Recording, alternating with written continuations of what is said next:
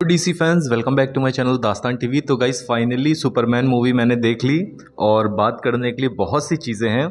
और गाइस हो सकता है वीडियो थोड़ा सा बड़ा हो जाए क्योंकि बहुत सी चीज़ें हैं जिन पे मैं बात करना चाहूँगा। तो चलिए बिना टाइम वेस्ट किए शुरू करते हैं।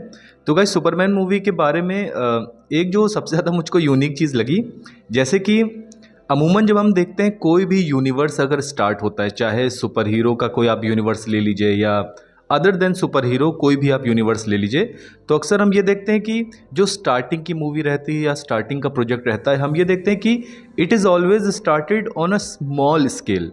उसके बाद धीरे धीरे फ्यूचर के प्रोजेक्ट्स में एक्सपैंड उसको किया जाता है। लेकिन सुपरमैन मूवी के साथ जेम्स गन ने जो अप्रोच ली है वो बिल्कुल अपोजिट ली है। यानी जैसे ही आप मूवी देखना स्टार्ट करेंगे, आपको तुरंत एक ऐसे वर्ल्ड में भेज दिया जाता है जहां मेटा ह्यूमंस ऑलरेडी एग्जिस्ट करते हैं, दूसरे सुपर हीरोज, दूसरे सुपर विलन ऑलरेडी एग्जिस्ट करते हैं। यानी कि जेम्स गन शायद ये उम्मीद कर रहे हैं कि अगर आप कॉमिक बुक मूवीज़ देखते हैं, सुपर हीरो मूवीज़ अगर आप सालों से देखते आ रहे हैं, तो आपको कोई भी प्रॉब्लम इस चीज़ में नहीं होगी। You will be right in the action.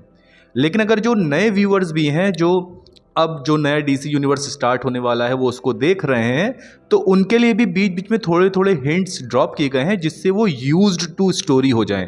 तो ये जो अप्रोच रही जेम्स गन की गाइस, ये बहुत ही ज़्यादा यूनिक रही। और एक जो बहुत ज़्यादा इंटरेस्टिंग चीज़ मुझे इस मूवी में लगी, ऐसा लगता है इस मूवी को जो बनाया गया है वो जो सुपरमैन रिटर्न्स और मैन ऑफ स्टील मूवी के साथ जो लोगों की कंप्लेन रही थी, शायद बैठ के उन बॉक्सेस को टिक कर करके एक एक करके उन कंप्लेंट्स को दूर किया गया है। फॉर एग्जांपल, अगर हम डीसी एक्सटेंडेड यूनिवर्स की बात करें, जो हमारा लेक्स लुथॉर था जेसी आइजनबर्ग का, आपको पता है वो कॉमिक बुक वर्जन से काफ़ी ज़्यादा अलग था। जैक स्नाइडर कुछ नया करने की कोशिश कर रहे थे। अनफॉर्चुनेटली हम जानते हैं वो चीज़ जनरल ऑडियंस के साथ क्लिक नहीं की थी। लेकिन इसमें जो निकोलस होल्ट का जो लेक्स लुथॉर है, वो काफ़ी ज़्यादा कॉमिक बुक वर्जन की तरह आपको ही लगेगा कि काम है, कंपोज्ड है, सूट बूट पहने रहता है, बहुत मॉडेस्ट लैंग्वेज या सॉफ्ट लैंग्वेज यूज़ करता है, लेकिन उसके दिमाग में बहुत ज़्यादा ईविल ख्याल चलते हैं। तो ये जो कॉमिक बुक वर्जन वाला जो हमको लेक्स लुथॉर हम देखते आए हैं अक्सर, तो डिट्टो ये चीज़ हमको इस मूवी में भी दिखाई गई है। निकोलस होल्ट बहुत अच्छा परफॉर्म करते हैं एज लेक्स लुथॉर।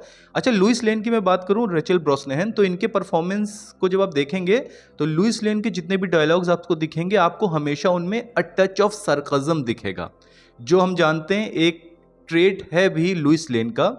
और अगर हम एमी एडम्स, जिन्होंने डीसी एक्सटेंडेड यूनिवर्स में लुइस लेन को पोर्ट्रे किया था, आपको पता होगा मैन ऑफ स्टील में उनका परफॉर्मेंस बहुत अच्छा था। लेकिन गाइज आपको पता होगा बाद के जो प्रोजेक्ट्स रहे जिनमें वो अपीयर हुई, उसमें उन्हें उतना अच्छे से यूज़ नहीं किया गया था। बल्कि एमी एडम्स आपको पता ही एक बहुत अच्छी एक्ट्रेस हैं, लेकिन इसमें सुपरमैन मूवी में लुइस लेन एक बहुत ही ज़्यादा इंपॉर्टेंट फैक्टर प्ले करती हैं इस मूवी में। यानी केवल वो एक शोपीस की तरह इस मूवी में नहीं है। इस मूवी में आपको दिखेगा कि yes she has some good work, और वो प्लॉट के लिए कुछ लेके आ रही हैं, जो चीज़ सुपरमैन रिटर्न्स में बिल्कुल नदारत थी। तो ये चीज़ बहुत अच्छी आपको लगेगी। प्लस डेविड कॉन्सवेट का परफॉर्मेंस गाइज बहुत ही ज़्यादा अच्छा है। इनफैक्ट इनका जो क्लार्क केंट है, अगर आप उसको देखेंगे तो अक्सर हम क्रिस्टोफर रीव के क्लार्क केंट से कंपेयर करते हैं बाकियों को, लेकिन इनका जब आप क्लार्क केंट देखेंगे तो आपको क्रिस्टोफर रीव की थोड़ी सी ग्लिम्स तो दिखेंगी ही दिखेंगी।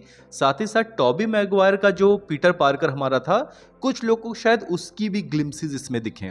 बाकी जो परफॉर्मेंस है, मिस्टर टेरिफिक ने बहुत अच्छा काम किया है। जितने टाइम वो स्क्रीन पे रहें आपको मज़ा आएगी। गाय गार्डनर हो सकता है कुछ लोगों का फेवरेट हो जाए, क्योंकि जो जोक्स वो मारता है मूवी में वो पूरे तरीके से लैंड करते हैं। हॉकगर्ल इंजीनियर, उनको जितना जितना रोल दिया गया था उन्होंने अपने रोल को अच्छे से किया। अच्छा गाइज, इस मूवी का जो बीजीएम है वो आउटस्टैंडिंग तो है ही, लेकिन इसके एक्शन सीन के साथ एक बहुत खास चीज़ आपको ये लगेगी। आप जानते हैं एडिटिंग की जाती तो अलग अलग शॉट्स को जोड़ा जाता है, लेकिन जब आप इसके एक्शन सीन्स को देखेंगे, एडिटिंग की हुई है, अलग अलग शॉट्स को जोड़ा गया है, लेकिन एडिटिंग इतने अच्छे से की गई है कि जो पूरा एक्शन सीन आपको लगेगा वो ऐसा लगेगा कि वन शॉट में लिया गया है। हालांकि ऐसा है नहीं, लेकिन एडिटिंग इतनी अच्छी की गई है कि आपको वन शॉट में वो फ्रेम लगेगा। और जो एक्ट 3 होने वाला है मूवी का, उसमें डेविड कॉन्सवेट का एक मोनोलॉग है। और अगर आप एक जेन्युइन सुपरमैन फैन हैं, जो कॉमिक बुक से सुपरमैन के फैन बने हैं, या डीसी एक्सटेंडेड यूनिवर्स के पहले से भी आप सुपरमैन मूवी देखते आए हैं, तो वो मोनोलॉग आपको एकदम दिल पे हिट करेगा। यानी बिल्कुल डेविड कॉन्सवेट ने एक्ट 3 जो है इस मूवी का, अपना पूरा टैलेंट, अपनी पूरी ताकत उन्होंने झोंक दी है इसके परफॉर्मेंस में। तो डेविड कॉन्सवर्थ गाइज हो सकता है बहुत से लोगों के मोस्ट फेवरेट सुपरमैन बन जाएं इस मूवी के बाद। हालांकि गाइज ऐसा नहीं कि मूवी में कुछ कमियां नहीं है, एक आध कमियां भी हैं मूवी में जो आई थिंक बहुत से लोगों को एक छोटी सी कंप्लेन रहेगी कि मूवी की जो लेंथ है गाइज वो थोड़ी सी ज़्यादा बड़ी होनी चाहिए थी। ऐसा मैं इसलिए बोल रहा हूँ गाइज क्योंकि देखिए इस मूवी में बहुत से इमोशनल सीन्स हैं जो आपको हिट करेंगे, आपको पसंद आएंगे, लेकिन कुछ ऐसे इमोशनल सीन्स हैं आप जहाँ पे ये सोचेंगे कि अगर ये सीन थोड़ा सा बड़ा हो जाता या कैरेक्टर्स के बीच में डायलॉग्स थोड़े से ज़्यादा हो जाते तो ये सीन ज़्यादा इम्पैक्टफुल रहता और बिल्कुल बुल्स आई हिट करता। लेकिन लेंथ की वजह से कुछ सीन्स आपको ऐसे लगेंगे कि प्रॉपर उनको फ्लश आउट होने का टाइम नहीं मिला। तो इस चीज़ को लेके शायद कुछ लोगों की प्रॉब्लम हो सकती है। सीजीआई एक आध जगह पे मुझको ऑफ लगा, लेकिन हालांकि जहाँ पे भी सीजीआई थोड़ा सा ऑफ है वहाँ पे सीन वो इतनी जल्दी आगे बढ़ जाता है कि आप उतना ज़्यादा आपको वो ख़राब नहीं लगेगा या आपका ध्यान ही नहीं जाएगा उस तरफ। ओवरऑल मूवी बहुत ज़्यादा अच्छी है। क्या ये मैन ऑफ स्टील मूवी से बेटर है? तो गाइज मेरे ख्याल से अभी ये कहना थोड़ा सा मेरे लिए मुश्किल होगा। आई थिंक 2-3 मरतबा जब मैं मूवी देखूंगा आराम से, मैं जब इस फिल्म के बारे में सोचूंगा तब शायद मैं प्रॉपरली कंपैरिजन कर सकूं। लेकिन जो कॉमिक बुक एक्यूरेसी के मामले में तो ये मूवी बहुत ज़्यादा आगे है मैन ऑफ स्टील से। जिनको कॉमिक बुक एक्यूरेसी को लेके प्रॉब्लम थी मैन ऑफ स्टील मूवी से, उनको तो डेफिनेटली ये मूवी पसंद आएगी। एक्शन सीन्स अच्छे हैं और अननेसेसरी खींचा नहीं गया है एक्शन सीन्स को। तो अभी फिलहाल मैन ऑफ स्टील से बेटर है कि नहीं ये तो शायद मैं अभी ना कह पाऊँ, फिर भी मैं इसको स्लाइट एज जरूर दूंगा मैन ऑफ स्टील के ऊपर। लेकिन ये कितनी ज्यादा बेटर है मैन ऑफ स्टील से ये तो मैं तभी बात कर पाऊंगा जब मैं 2-3 मरतबा इस मूवी को देख लूंगा। फिर बाद में हम लोग जब एक स्पॉइलर वाला डिस्कशन करेंगे तो उसमें देखेंगे। तो गाइज मैं अपनी रेटिंग की बात करूं तो फिलहाल मेरी रेटिंग जो रहेगी वो 9 आउट ऑफ 10 रहेगी। अभी मैं 2-3 मरतबा इस मूवी को और देखूंगा तो हो सकता है मैं अपनी रेटिंग को थोड़ा बढ़ा लूं, लेकिन फिलहाल मेरी जो रेटिंग है इस मूवी की वो 9 आउट ऑफ 10 है। और क्या आपने सुपरमैन मूवी देखी? प्लीज़ कमेंट सेक्शन में ज़रूर बताइएगा। और डीसी अपडेट्स के लिए मेरे चैनल को सब्सक्राइब करिए। Thank you.